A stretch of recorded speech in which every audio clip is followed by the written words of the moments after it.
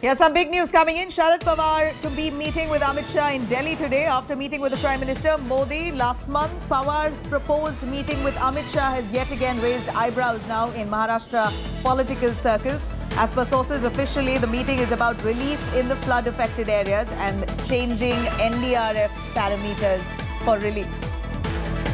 Let me cut across to Kamlesh Sutar joining us on the phone line. Kamlesh, here yet another meeting with Sharad Pawar and now Amit Shah. It's also raised eyebrows over this, the purpose of the meeting here. This is about twice around that Sharad Pawar has met with Amit Shah and Prime Minister Modi.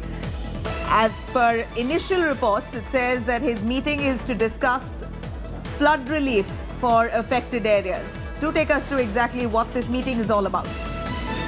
Well, yes, Nabila, last month, if you remember, Sharad Pawar met Prime Minister Narendra Modi, and the official reason that was given was to discuss about RBI regulating the cooperative banks here in Maharashtra. But still, it managed to set a cat among the pigeon in Maharashtra's political circle. And now, after that meeting, Sharad Pawar is meeting Amit Shah. Officially, though, we have been told that this meeting will be about flood relief and flood-affected areas in Maharashtra, and also changing the NDRF parameters to provide relief to flood-affected areas. But what we are also learning is that after the first 15 minutes of meeting, where other NCP leaders will also be present, there will be another meeting, a closed-door meeting rather between Sharad Pawar and Amit Shah. That's what we've been told by our sources, and that will be something that will be very crucial to be watched out for, especially considering the fact that we have seen ups and downs in the Mahavikas Aghadi government in Maharashtra. Right. And every time Sharad Pawar meets any of the BJP leaders, it sets eyebrows rolling in Maharashtra.